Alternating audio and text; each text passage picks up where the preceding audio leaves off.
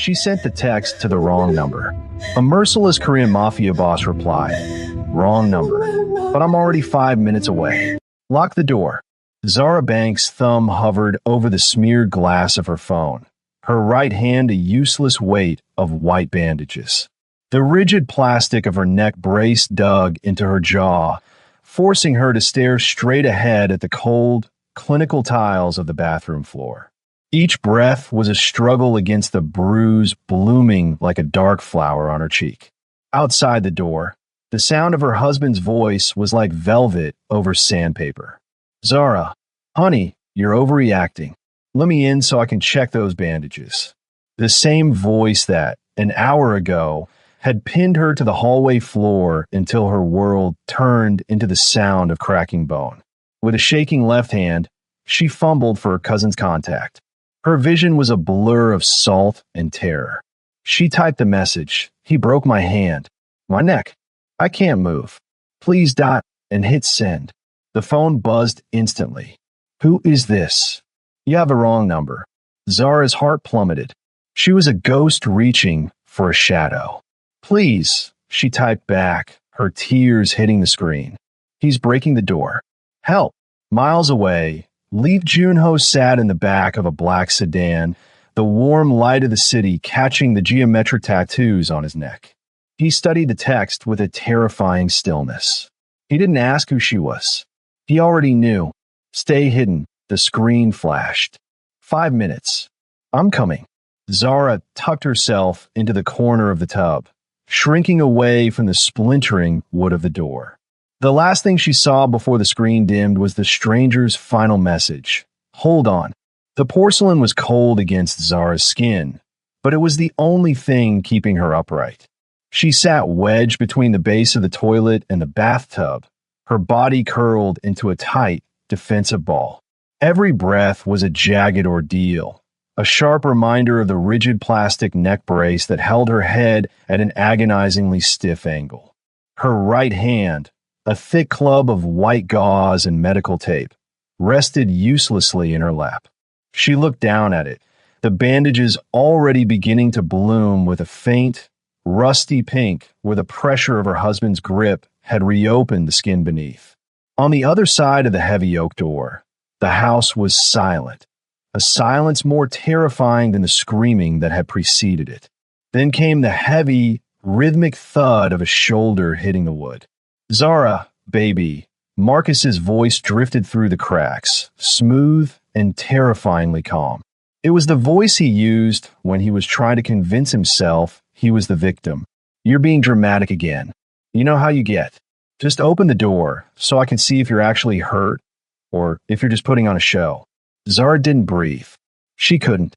She stared at her reflection in the polished chrome of the towel rack, barely recognizing the woman with the tear-streaked face and the dark, swelling bruise that marred the curve of her cheek. Her eyes were wide, the whites vivid against her deep complexion, reflecting a primal, trapped animal terror. Thud! The door frame groaned. A hairline fracture appeared in the wood near the top hinge. "I'm losing my patience, Zara. If I have to break this door, you know what happens next. Don't make me do something we'll both regret." With a trembling left hand, she reached for the phone she had tucked into the waistband of her leggings. Her fingers were slick with sweat and blood, making the touchscreen feel like ice. Her vision blurred, salt stinging her eyes as she pulled up her messages. She needed her brother, Andre. He was the only one who still looked at her with pity instead of judgment. He was the only one who might actually call the police, regardless of Marcus's status in the neighborhood. She tapped a contact name, a blur of letters that her panicked brain registered as Andre, and began to type. Her one good thumb flew across the glass, hitting the wrong keys, deleting and retyping as the wood behind her back vibrated with another blow. "He broke my hand. My neck. I can't move. Marcus is going to kill me. 842 Magnolia Lane. Please." She didn't double-check the number. She didn't look at the contact photo. She just hit send with a sob that caught her throat. The little blue bubble floated upward, a digital message in a bottle cast into a violent sea. She watched the delivered status appear, her heart hammering against her ribs like a bird in a cage. Thud! The splintering sound was louder now. A piece of the door molding fell to the floor, clattering like bone. "One," Marcus shouted, his voice finally losing its veneer of civility. "Two." Zara squeezed her eyes shut, waiting for the impact, waiting for the ghost of her brother to reply, to say he was coming, to tell her to hold on. Her phone chimed, a sharp, clear sound in the small space. She looked down, expecting a frantic series of questions from Andre. Instead, the text bubble was gray. The words were short, precise, and devoid of the panic she had expected. Wrong number. The floor seemed to drop out from beneath her. The air in the bathroom turned thin. She had sent her final plea to a stranger. She had wasted her last chance on a ghost in the machine. She began to type back, her movements frantic, the phone nearly slipping from her grasp as Marcus's fist hammered against the wood right behind her head. "Please," she wrote, the screen shimmering under a fresh layer of tears. "I am sorry. I don't know who this is, but please, he's breaking the door. He's going to kill me. 842 Magnolia. Help." She stared at the screen, her thumb hovering over the glass, waiting for the stranger to tell her they were calling the police or to tell her to stop joking. The phone buzzed again. This time, the reply was different. It wasn't a question. It wasn't a denial. It was a command. "I'm already 5 minutes away. Lock the door. Stay small." Zara stared at the screen, her breath hitching. The phrasing was wrong. Too cold, too certain. It wasn't the response of a good Samaritan. It was the response of a hunter. But as the door hinge finally gave way with a sickening metallic snap and Marcus's shadow loomed through the widening gap, Zara tucked her phone against her chest and pressed herself into the corner, praying that whatever monster she had just summoned was faster than the one standing in the doorway. Outside the tinted windows of the Maybach, the neon lights of the city blurred into streaks of electric blue and violent violet. Inside the cabin, the atmosphere was thick with the scent of expensive leather and a silence so profound it felt heavy. Lee Junho sat perfectly still, the rhythmic hum of the high-performance engine beneath him the only sign of movement. The warm interior lighting caught the sharp, geometric lines of the ink on his neck. Tattoos that marked him not just as a man of violence, but as a man of absolute order. He did not look at the city. His gaze was fixed on the custom-encrypted smartphone resting in his palm. When a notification light pulsed, a rhythmic, urgent red, he didn't flinch. He simply swiped the screen with a steady thumb. The message was a jagged cry for help, full of typos and raw terror. "He broke my hand, my neck. I can't move." Junho's eyes narrowed, but his expression remained a mask of marble. Most men would have felt a surge of adrenaline or a flicker of confusion at receiving such a text from an unknown number. Junho felt only a cold, predatory satisfaction. He recognized the address instantly. 842 Magnolia Lane. He didn't need a GPS to know exactly which window belonged to the bathroom where Zara Banks was currently bleeding. He had memorized the blueprints of that house 3 years ago, the same night he had first decided that she was a masterpiece being ruined by a lesser man. He looked at the second message. "He's breaking the door. He's going to kill me." Junho leaned forward slightly, the silk of his tailored black suit jacket shifting over his broad shoulders. He reached up, his long fingers grazing the knot of his silver-gray silk tie, adjusting it with a clinical precision that bordered on the ritualistic. He wasn't preparing for a rescue. He was preparing for a reclamation. To the rest of the world, he was a merciless ghost, a myth spoken of in the backrooms of Seoul and the shipping yards of the coast. To Zara, he was about to become the only thing in the universe that mattered. "Sir," the driver asked softly, his eyes meeting Junho's in the rearview mirror. The driver had seen that look before, the stillness of a blade before it falls. Magnolia Lane, Junho said, his voice a low, melodic rasp that carried the weight of a death sentence. Ignore the lights. We arrive in 4 minutes. And the husband, sir? Junho turned his gaze back to the phone, his thumb tracing the words, "He broke my hand." The geometric tattoos on his neck seemed to tighten as he jaw set. He thought of Zara's resilience, the way she had endured the unendurable for so long, and the way her spirit had finally reached out through the digital void to find the one man capable of burning the world down to keep her safe. The husband is an error in the system, Junho whispered, the words barely audible over the hum of the tires. And I am here to delete him. He tapped out his final response, stay small, and watch the message send. A ghost of a smile, cold and devoid of humor, touched his lips. For 3 years, he had been a shadow in her life, a silent guardian she never knew she had. He had watched her suffer, waiting for the exact moment when her desperation would outweigh her fear, waiting for her to realize that the law was a lie and only power was real. Finally, he breathed. He pocketed the phone and stared out at the passing skyline, his reflection in the glass overlapping with the flickering lights. He looked like a king going to war, serene and utterly terrifying. As the car swerved into the turning lane, the tires screaming against the asphalt, Lee Junho didn't feel the rush of the chase. He only felt the inevitable pull of a destiny he had authored himself.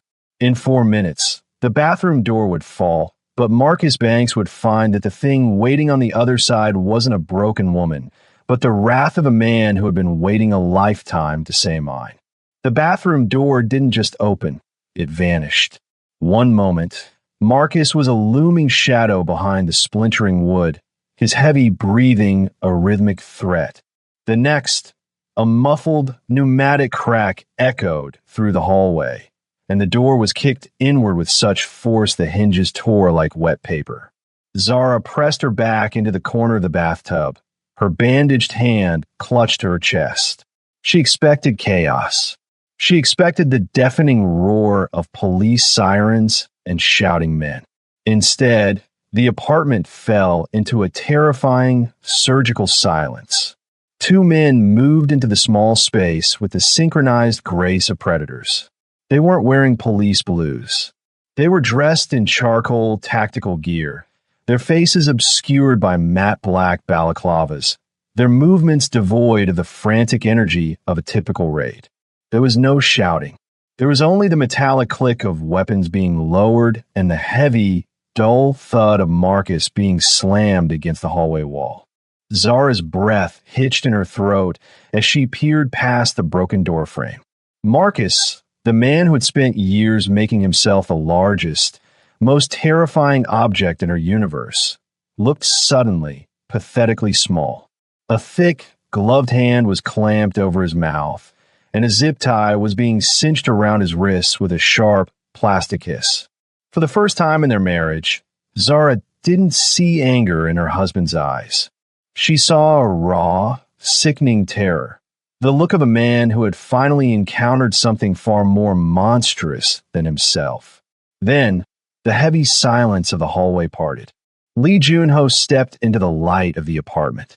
He looked entirely out of place amidst the violence, his tailored black suit uncreased, his silver gray tie perfectly centered. He didn't look at the tactical team, and he didn't look at the man struggling against the wall. His eyes went straight to the bathroom floor, to Zara. The geometric tattoos on his neck seemed to darken under the harsh fluorescent lights as his gaze drifted from the rigid plastic of her neck brace to the blood-spotted bandages on her hand. He didn't move toward her immediately. He simply stood there, a figure of absolute authority, absorbing the evidence of her pain with a clinical, terrifying intensity. Shake here, Yunho commended. His voice was a low, melodic rasp that seemed to vibrate in the small space. One of the men knelt beside Zara. He didn't reach for her roughly. His touch was surprisingly gentle as he checked her pulse and the stability of the brace. Zara remained frozen, her eyes locked on Jun-ho. She felt like a bird being watched by a cobra, terrified, yet unable to look away from the sheer, magnetic power he radiated. Marcus let out a muffled groan, a desperate plea for mercy through the gloved hand. Jun-ho finally turned his head, looking at the husband as if he were a smudge on an otherwise perfect painting. "You broke what didn't belong to you," Jun-ho said softly. He stepped closer to Marcus, leaning in until their faces were inches apart. "In my world, that is a debt that can only be paid in kind. But you are lucky. Today, I am feeling merciful." The irony in his tone was colder than the bathroom tile. Jun-ho gave a slight, almost imperceptible nod. Without a word, the two men hauled Marcus toward the front door. He didn't fight back. His legs gave out, his heels dragging across the hardwood floor with a hollow, scraping sound. He was a man being deleted from his own life, erased by a force he couldn't even name. Zara watched him go, a strange, hollow numbness spreading through her chest. The man who had been her personal sun and storm was gone in a matter of seconds, dragged into the night as if he had never existed at all. Jun-ho turned back to her. He reached out a hand, not to grab her, but as an invitation. His palm was broad, his fingers long and steady. "The car is waiting, Zara," he said. He didn't ask if she wanted to go. He didn't ask if she was okay. He spoke with the quiet inevitability of a man who had already decided her future. "From this moment on, no one touches you unless I allow it. Do you understand?" Zara looked at his hand, then up at the sharp lines of his face. The fear was still there, a cold knot in her stomach, but beneath it was a flickering realization. She had traded a petty tyrant for a merciless king. And as she reached out with her good hand to take his, she knew there was no turning back. Jun-ho pulled her up with effortless strength, his arms sliding around her waist to steady her against the stiffness of the neck brace. He didn't look back at the ruined apartment. He led her out into the cool night air, where a line of black SUVs stood waiting like a funeral procession for her old life. The execution of mercy was complete. The reclamation had begun. The transition from the cold, splintered tiles of her bathroom to the silk-lined silence of the estate was a blur of painkillers and the rhythmic purr of a high-end engine. When Zara finally opened her eyes, the first thing she noticed was the light. It wasn't the harsh, flickering fluorescent hum of her old life, but a soft, amber glow that seemed to emanate from the walls themselves.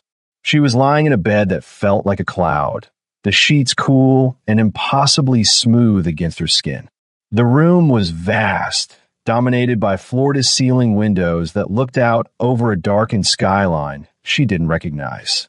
This wasn't a hospital, yet the equipment surrounding her was more advanced than anything she'd seen in a medical center. There were digital monitors that pulsed with a quiet, heartbeat-like rhythm, and the air smelled faintly of expensive sandalwood and sterile cleanliness. A woman in a crisp, white lab coat was leaning over her, her movements precise and hushed.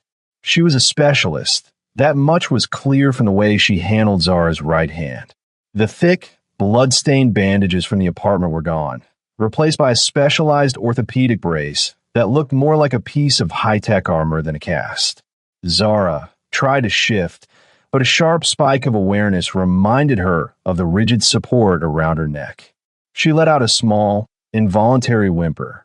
"Steady, Mrs. Banks," the doctor said softly, her voice devoid of the usual clinical coldness. The surgery to reset the metacarpals was successful. The neck brace is a precaution for the soft tissue damage. "You're safe now." Safe. The word felt heavy and foreign. Zara's eyes drifted toward the periphery of the room. Searching for the source of the silence, she felt pressing against the walls. That was when she saw him. Lee Jun-ho was standing in the shadows of the far corner, near a set of heavy velvet drapes. He had removed his suit jacket, and his white shirt was unbuttoned at the collar, revealing the sharp, geometric edges of the tattoos that climbed his throat. He wasn't sitting. He was simply existing in the space, a statue of dark intent watching her every breath. The warm light didn't reach his eyes, leaving them as two cold, impenetrable depths. Is she in pain? Junho's voice drifted from the shadows, low and resonant. The nerve block is holding, Mr. Lee, the specialist replied, not looking up from her work. But the psychological trauma will take longer to stabilize. Junho didn't answer.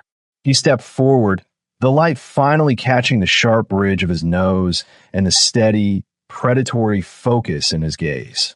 He dismissed the doctor with a slight, almost imperceptible jerk of his chin. The woman gathered her instruments in a practiced motion and slipped out of the room, the heavy door closing with a soft, pressurized click that signaled the room was now an airtight vault. He walked to the side of the bed, his presence looming over Zara like a darkening sky. He didn't touch her, but his proximity felt like a physical weight. Zara looked up at him, her pulse quickening not with the frantic terror she felt for Marcus, but with a strange, magnetic dread. This room, Zara whispered, her voice rasping against the brace. Why? Junho looked around at the mahogany finishes and the state-of-the-art medical monitors. Everything in this house is the best the world has to offer. My doctors, my security, my silence. You are being broken in a house made of plywood and lies. Here, you will be rebuilt in a fortress. He reached out then, his long, steady fingers hovering just an inch above the new brace on her hand.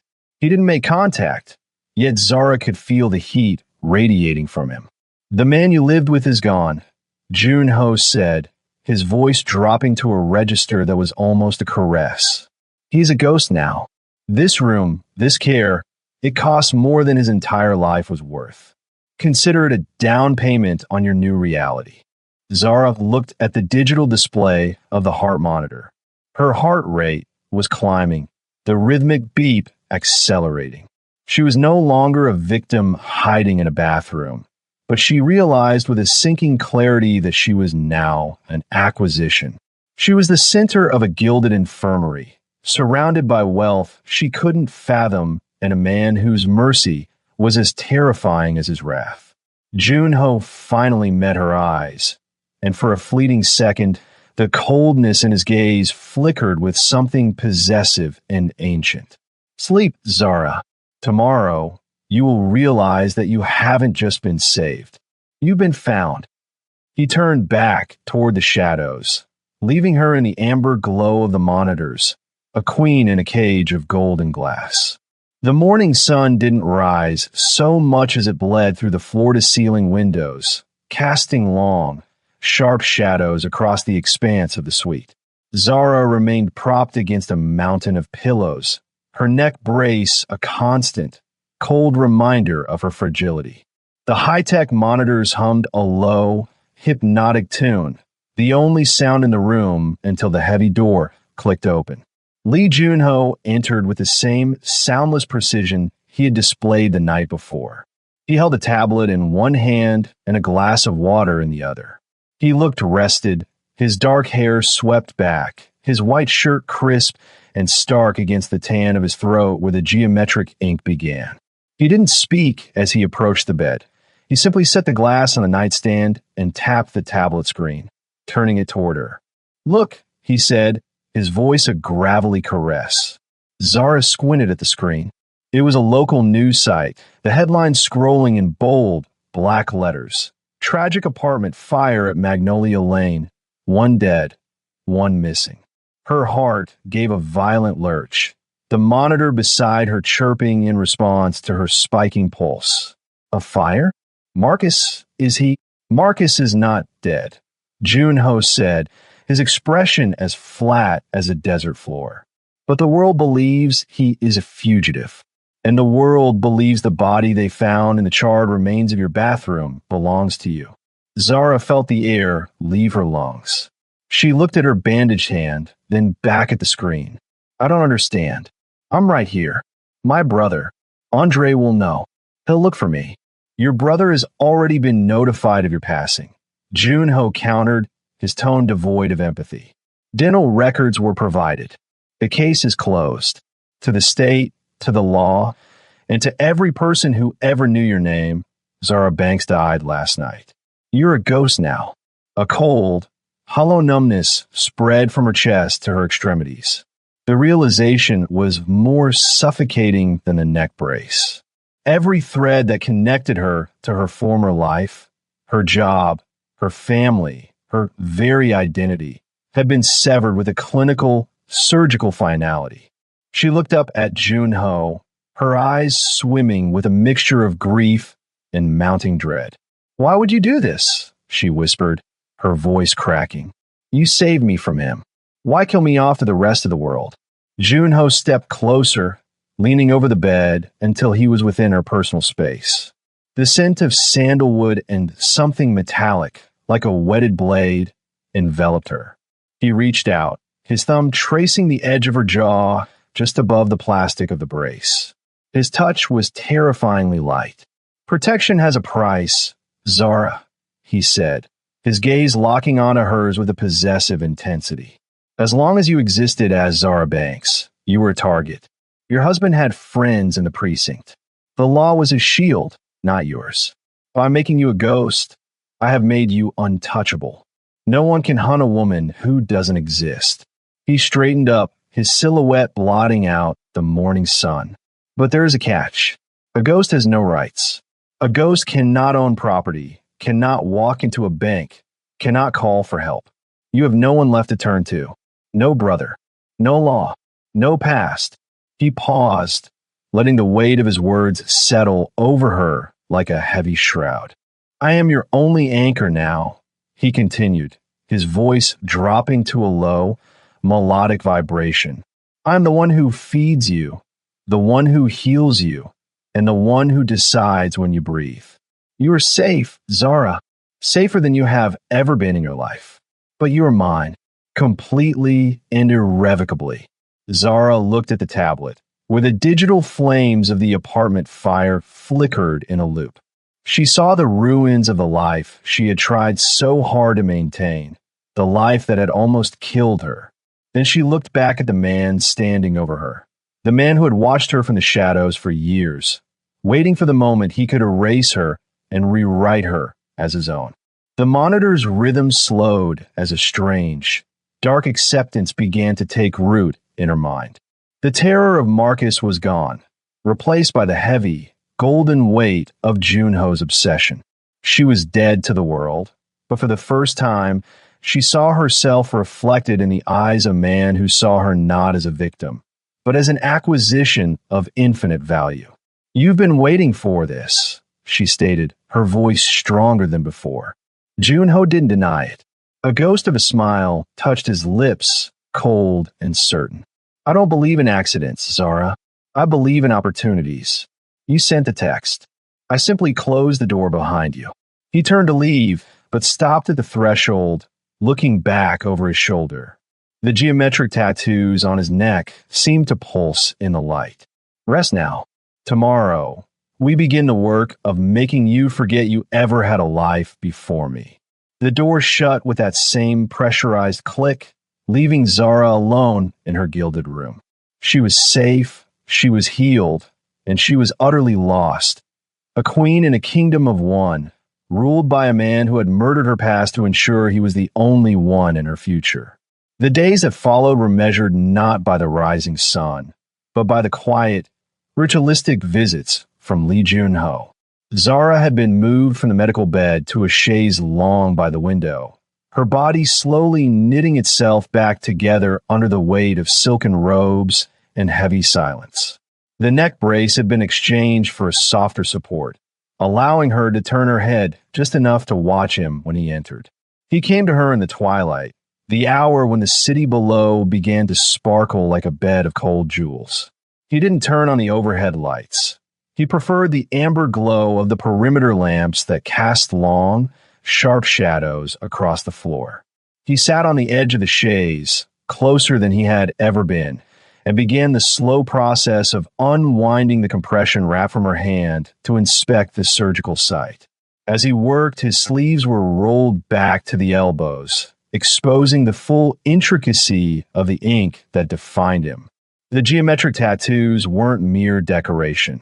They were a complex map of sharp angles, interlocking diamonds, and heavy black bands that climbed from his wrists, up his forearms, and disappeared beneath his collar to emerge at his jawline. Zara watched his hands, steady, large, and surprisingly gentle. "What are they?" she whispered, her voice finally losing the ragged edge of the hospital room. She reached out with her left hand, her fingertips hovering just above a jagged, triangular pattern on his inner wrist. "They aren't just art. They look like records." Junho didn't pull away. He paused, his thumb resting against her palm, and looked down at his own skin as if reading a ledger. "They are milestones," he said, his voice a low vibration in the quiet room. He pointed to a dense cluster of interlocking hexagons near his elbow. This was the port of Busan.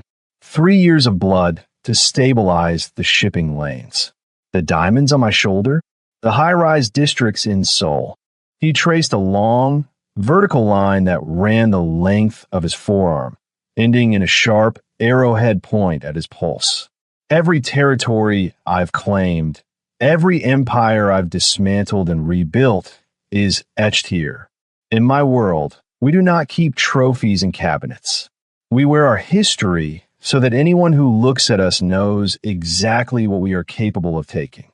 Zara felt a chill that had nothing to do with the air conditioning. She looked at the tattoos again, seeing them now for what they were, a tally of conquests. "You're a map of wars," she breathed.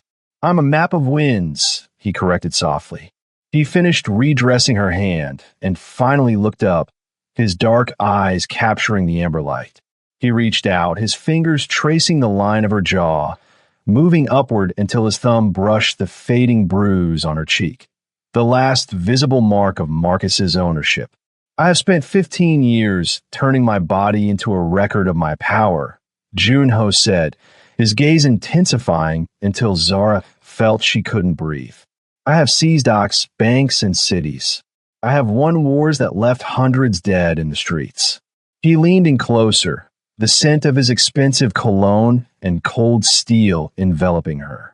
His thumb moved her lower lip, pressing slightly. But none of those markings matter anymore. The ports, the towers, the territories, they were just preparation. They were the wealth I needed to build a world where I could finally keep you. Zara's heart hammered against her ribs, the rhythm erratic and heavy. "I'm not a territory, Junho." "No," he whispered, his face inches from hers. "You are the prize. You are the most valuable gain of my life. I'll let you endure that man because I needed you to see the difference between a dog who bites and a lion who rules. I didn't just save you from a bathroom floor, Zara. I spent 5 years orchestrating the moment where you would belong only to me." He stood up then, his silhouette blotting out the city lights. He looked down at her, and for the first time, Zara didn't see a savior or a stranger. She saw a man who had curated his entire empire for the sole purpose of placing her at the center of it. "The tattoos stop on my neck," he said, his hand lingering on the door handle as he prepared to leave. "But if I were to mark my skin for you, I would have to cover my heart. Sleep well, Zara. You're the only thing I have ever taken that I intend to keep forever." The door clicked shut, leaving Zara in the dark. She looked down at her hand, safe in its expensive brace, and then out at the city. She was no longer a victim, but she was something else now, a masterpiece in a private gallery, the crown jewel of a man who never lost what he claimed. The heavy, motorized door to the west wing of the penthouse slid open with a whisper of brushed steel. Zara stepped through, her movements still measured and careful, the soft silk of her robe trailing behind her like a ghost. Junho was away on business, a word that carried the heavy scent of gunpowder and ink, and for the first time, the keypad to this specific suite had been left active for a thumbprint. The room she entered was not a bedroom or an office. It was a vault. The lighting was dim, motion-activated LEDs glowing to life as she moved deeper into the space. Zara stopped in the center of the room, her breath catching in a throat that still felt the phantom pressure of her old life. It was a gallery, but the art on the walls wasn't by masters. It was her. Against the far wall stood a series of glass-fronted cabinets, climate-controlled and pristine. Zara walked toward them, her hand trembling as she reached out to touch the glass. Inside the first case sat a battered, wooden jewelry box, one she hadn't seen in 2 years. She had thought Marcus had thrown it away in one of his rages after she'd spent too much time looking at her mother's old pearls. But here it was, cleaned and preserved as if it were a holy relic. Beside it lay a collection of ticket stubs from every concert she had attended, every gallery opening she had worked, and even the menu from her 25th birthday dinner. A night Marcus had cut short by dragging her out of the restaurant by her hair. "You were never alone," she whispered to the empty room, the realization hitting her like a physical blow. She turned to the walls. They were covered in candid photographs. These weren't the staged, smiling pictures Marcus forced her to take for social media to maintain the illusion of their perfect marriage. These were shots taken from a distance, through rain-streaked cafe windows, across crowded subway platforms, and from the shadows of the park where she used to go just to breathe. In every photo, she looked the same, haunted, fragile, yet possessing a resilient beauty that seemed to pull the light toward her. She saw herself crying on a park bench, and in the very next frame, she saw the silhouette of a black sedan parked a few yards away. Junho hadn't just been watching her. He had been documenting her slow destruction with the meticulous care of a man watching a star collapse. At the end of the room stood a singular pedestal. On it sat a small digital recorder.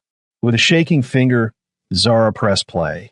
The sound of Marcus's voice filled the room, harsh, grating, and full of the venom she had lived with for years. "You're nothing without me, Zara. Look at you. Who else would want a broken thing like you?" Then the recording cut. A new voice took over, Junho's. It was a recording of a phone call, his voice cold and devoid of the melody he used when speaking to her. "Let him think he's winning," Junho said to an unknown recipient. "Let him break her just enough so that when I step in, the transition is absolute. But if he touches her face again, kill him. I want her beautiful when she finally arrives." Zara sank to the floor, the silk of her robe pooling around her. The horror of the realization was intertwined with a dark, sickening sense of belonging. She hadn't been saved by a chance wrong number text. She had been cultivated. Her suffering had been the soil, and Junho had been the gardener, waiting for the exact moment of her greatest harvest. She looked up at the photos again. She saw the bruises she had hidden under makeup, now immortalized under expensive gallery lighting. Marcus had been her tormentor, but Junho had been her audience. He had watched her darkest moments, not with pity, but with a hunger that had finally been fed. The door behind her chimed. Zara didn't need to turn around to know the heavy, sandalwood-scented presence that now stood in the threshold. "You found it," Junho said, his voice echoing in the vault. Zara didn't look back.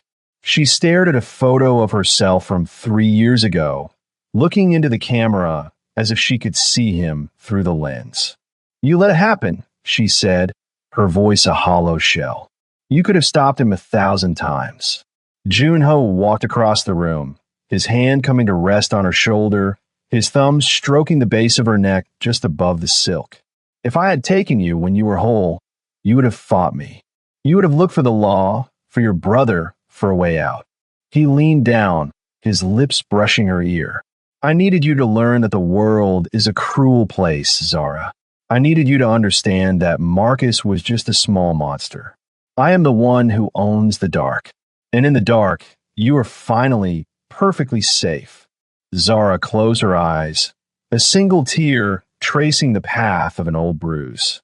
She was in a room filled with her own life, but it was a life she no longer owned. She was the archive. She was the obsession.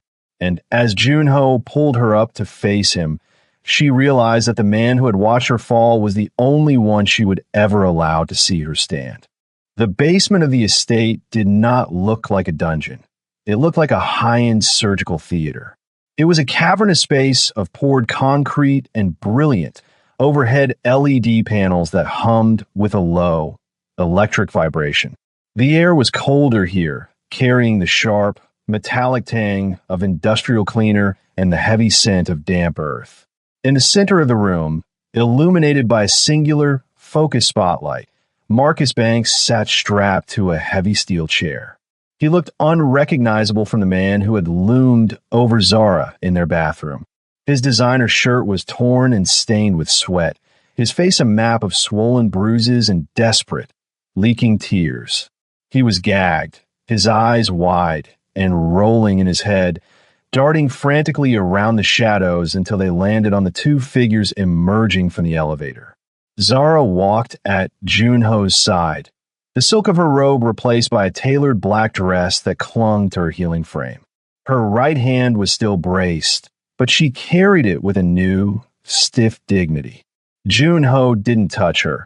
He walked a half step behind, his presence a silent, suffocating weight that pushed her toward the light.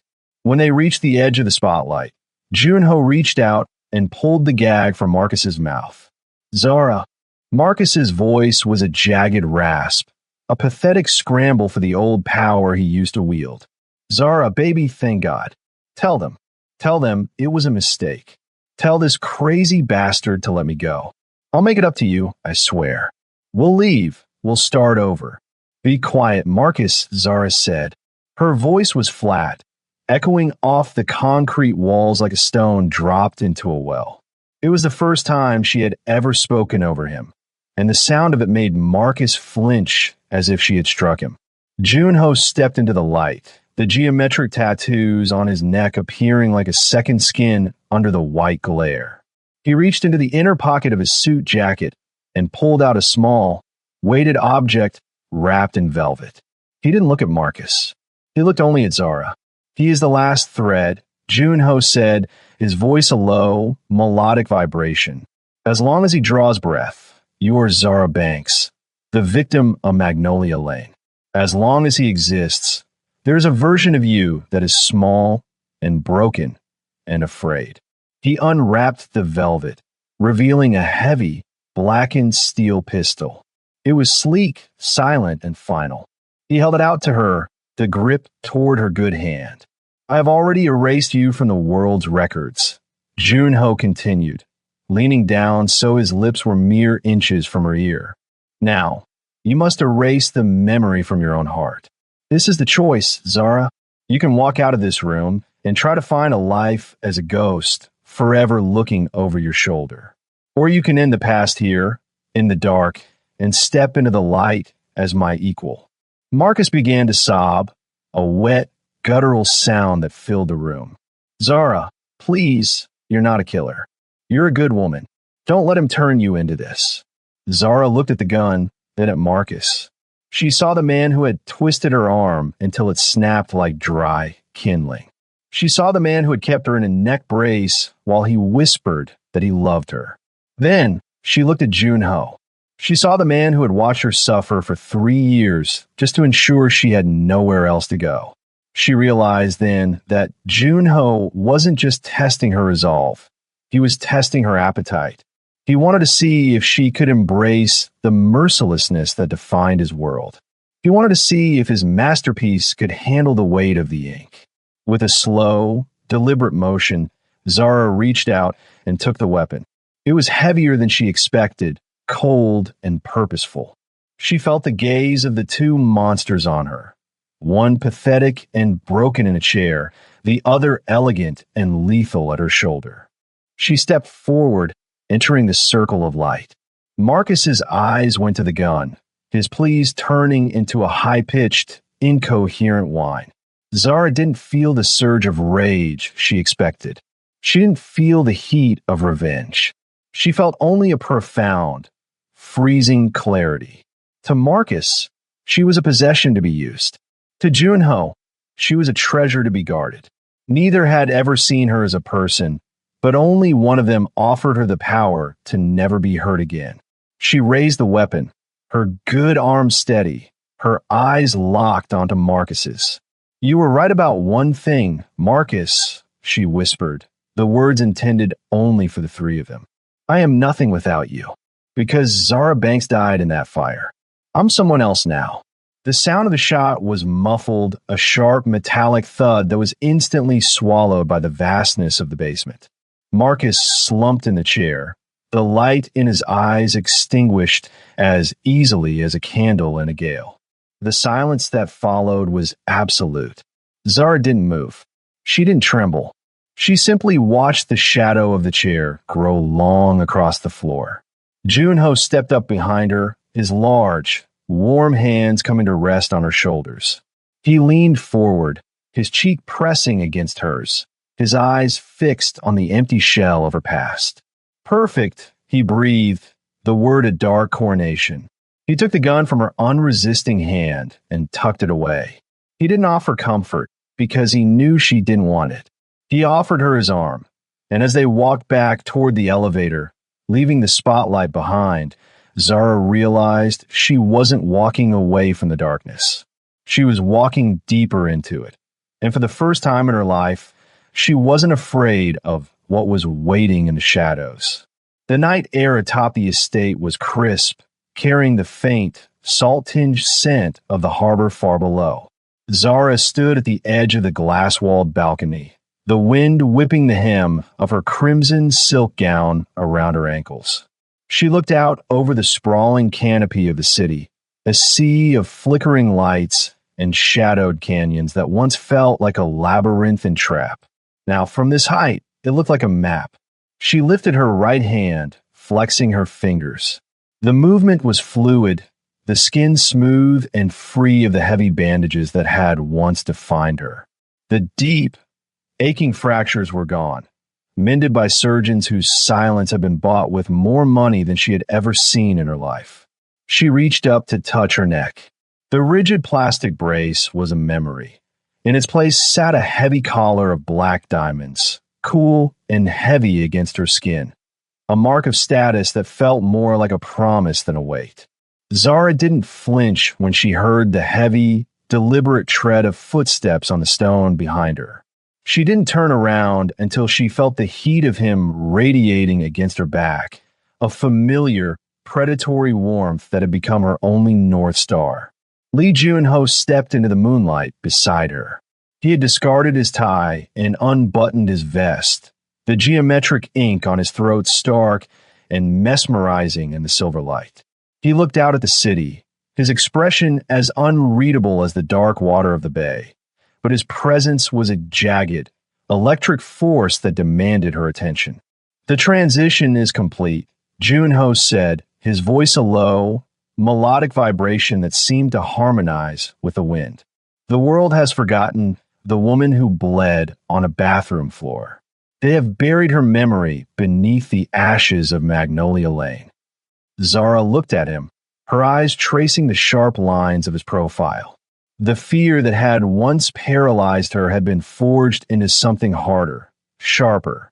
She thought of the basement, the muffled sound of the shot, and the way the light had left Marcus's eyes. It hadn't been an ending. It had been an initiation. "I don't miss her," Zara whispered. "The woman she was always waiting for someone to save her. She was always waiting for the world to be fair." Junho turned to face her, his dark eyes capturing the reflection of the city lights. He reached out, his long, steady fingers sliding in her hair to cup the back of her head. His thumb traced the line of her jaw, lingering on the spot where the last bruise had faded. "The world is never fair, Zara. It is only occupied," he said softly. "But you're no longer a resident of that world. You are sovereign of this one." He held out his hand, the same hand that had ordered the erasure of her past and the orchestration of her future. Zara didn't hesitate. She placed her hand in his, her palm resting against the ink that marked his victories. His grip was absolute, a silent vow of protection and possession that she no longer wished to escape. In the silence of the high-rise, she realized that she had found the only kind of safety that was real. It wasn't the safety of a victim protected by the law. It was the safety of a queen standing beside a monster. She was untouchable because she was his. She was powerful because she had learned to love the darkness that had claimed her. Junho pulled her closer, his lips brushing against her temple as he looked out at the empire they now shared. You are safe now, Zara. Finally. Perfectly. I know, she murmured, leaning her head against his shoulder. She looked down at the city one last time, not as a ghost, but as a ruler. The transition was absolute. She was no longer a masterpiece to be collected. She was the hand that held the brush. As they stood together in the moonlight, a silent, merciless pair, Zara Banks accepted the dark crown she had been given. She was finally safe, finally powerful, and finally irrevocably his. One powerful lesson from this story is that your past does not define your future. Even when you feel broken and alone, there is a strength inside you that can survive the darkest storms. Zara stopped being a victim the moment she chose to let go of her fear and embrace her own power. You deserve to be protected, valued, and seen as a masterpiece. If Zara and Junho's journey moved you, don't let the story end here. Like the video and subscribe now to join us for more intense tales of devotion, mystery, and strength. Click that button to make sure you never miss a chapter of these ruthless romance tales. See you in our next video.